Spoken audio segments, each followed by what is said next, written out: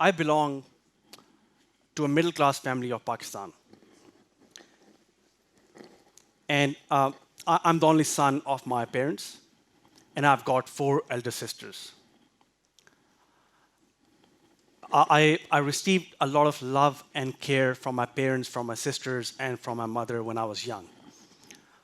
But there was a high expectation of me that I will do well in my life.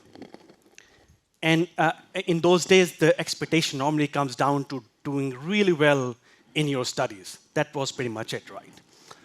So my father, although couldn't really afford, but he wanted me to go to a really good and expensive private school. And I went there. He sent me there. He really wanted me to do really well at school. I loved the school. It was great. I had lots of friends. I enjoyed my experience, but I could not meet my father's expectation at all. I was not a bright student. I wasn't doing really well in studies. And I was literally just surviving. I would spend most of the time outside of the class than inside of the class because teachers would just ask me to leave the room because I wasn't adding any value to the class itself. So I was that sort of person that was not really valued, and I wasn't I was not the right fit for the whole class, right? Like other kids, they came from a wealthy background, they were taking multiple tuitions, and it was just no way I could even think of competing with them, right? I was just not there. And on top of that, the bright kids were getting all the opportunities. So I remember we had a music class where we used to go and play music. And all the bright kids were sitting here in a beautiful air-conditioned room, playing piano, playing guitars, playing violins, and we, as dull kids or dumb kids, were sitting outside in a bench in hot weather, playing, those triangles. I don't even know what you call those equipment, right? Those triangles, and doing that ton, ton, ton, ton, and that was it, right? I mean, that was fun. But every now and then the teacher will come in and say, "Hi guys, are you having fun?" Yeah, we're having a lot of fun. The soothing voice of this tan tan is making us feel sleep, and we're having really a lot of fun, right? Like what happened over time? I did survive that school. I was the tail ender, but I did manage to survive. But over time, I knew one thing for a fact, that I am not as good at as all the other kids are. But sorry.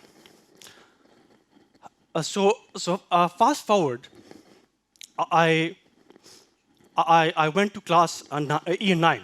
So year 9 is like a year where it's a make or break. So if you don't do well in year 9, your career is pretty much gone. You're dead. So my father was super worried that what will happen to my son, what he'll be doing, how he'll be surviving, what we'll be doing after class 10, what will happen, right? So he had a plan for me. So his plan was that he will send me to a boarding school, and apparently that boarding school was a place where the teachers will just make you the right kid. They will force you or do some magic or whatever it is to make you successful in life. And that was what the picture my father presented to me, right? And he wanted me to go. So I almost gave up on everything. I was on a very wrong path in the school, bunking out from the classes and all those negative things, right? So I said, okay, I'm ready to go. I was a bit worried, but I thought, okay, let's give it a try. So I was ready. My back backed, like I was ready to go the next morning, right? And then on that night, I think about 8 p.m. or 9 p.m., something really magical happened. My mother came into the room and she said, Fawad, if you go, I will die. I love you. I know you can do better than what you're doing. can you try one more time? I'll pray for you, I'll support you, I'll do whatever you want for you to be successful, but just for me, try one more time. And, and that night, I could never forget. I couldn't sleep the whole night. I was awake the whole night. But then when the next morning I went back to the school was very different. I was still doing what I was doing, but I hated it this time. And every time I was doing something wrong, my mother's face will come in front of me right here. And I'm thinking, she wants me to succeed. She's sitting back and praying for me. She knows I can do it. And what am I doing? It didn't make sense. Anyways, I spent another 2 weeks in the school, but then it just didn't connect anymore. That was it. I was done. So I came home and told my father, enough. I cannot go back to the school anymore. My father was shocked that, I sent you to this private school, really good school, and you are saying you don't want to go to the school. Year 9 has already started, all the admissions already done. You will not get an admission into any other school. So, but, my mother convinced him. So I gave some admission exams in different schools. I was lucky enough to get admission in one of the public schools. So there were two different type of students in those public schools. One were the morning class students, the bright ones, and the other one were the evening students. So I couldn't make the morning one because I didn't got good marks in the admission test, right? But I went to the evening class. I'll just share with you the experience of the evening students, right? So our school used to start at around 1 p.m. And imagine a day where you have 35 degree of temperature, right? You're wearing a dark blue shirt, you're wearing a red tie, and a gray trouser, and walking for like 2 kilometers to get to a bus and then to a school, right? Who will be motivated to go to the school in that situation? But I was, because I knew that now I am going to the school with a purpose. And my purpose was that I have to make my mother right. She believes in me. I want to make her right. Every other thing was just noise. Students were like, oh, you left the private school, you came here, why you did that? That's the most foolish decision in your life. Guys, all good. That's all noise. I'm here to make my mother right. Everything else, I don't care. I worked really hard for 3 months. Then we have those term exams in the schools. We had 4 term exams. So the first term exam came. So I sat in the exam, and I got the 5th position in the class. I'll tell you what the 5th position feels like, right?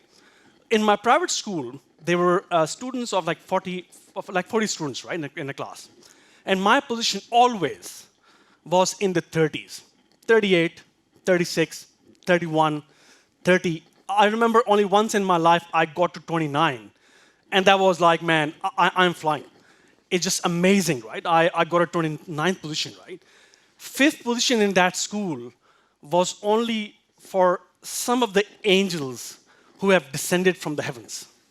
I could never even imagine being 5th position, right? But in this school, I got it. I mean, you can argue, they were not like really bright student and you got 5th and whatever it is, right? But coming 5th in the class made me more prominent. The teachers were now focused on me. Now, I was not the student in the music class sitting outside and playing that triangle, right? I was in the music class playing the violin. So I was in the mix, there was attention. My teachers and my fellow students gave me belief that, Fawad, you can do something. And that belief just changed my life forever. So that purpose that was given to me by my mother, and that belief that was given to me by my teachers and fellow students, gave me that unstoppable power that has stayed with me till today. After that, I got really good marks in year 10 and was finally promoted to the morning class where I could wear a white shirt and go to the school at 8 a.m. in the morning, not like 1 p.m., which was great. Then I topped my school in computer sciences department. I got a full scholarship in one of the top universities of Pakistan. I got a full scholarship to go to Stanford University, which is one of the world's best university, to do my master's. Then I came to Australia to do my PhD from UNSW in electrical engineering, and I'm very proud that now I'm working for Telstra and CBA, which are one of the top 2 brands in Australia. So that unstoppable power is still with me and is still going on with me, right? So my message today to every single one of you is very simple. I know from my heart, every single one of you can do anything you want in your life, anything. But just have 2 things in your mind always. Have a purpose. Why? When you wake up in the morning, why do you come to school? Why do you come to work? Why does the world need you? What value you can add? Always think about that. Always have a strong emotional purpose in your mind to wake up in the morning and do something better for this world. We have lots of problems in this world. We just saw that, right? Waste management, right? Huge problem, right? There are tons of other problems, right? So wake up with a purpose to make a difference. And always have a belief in your mind that you and your fellow students can collaborate and just do it. And then I truly believe there's nothing else in this world that can stop you and you can achieve whatever you want. Finally, although my mother is not here with me today, but the purpose that she has given me has stayed with me since today. It's with me today and will stay with me forever. And today I'm very, very happy to pass on that gift to every one of you. Thank you.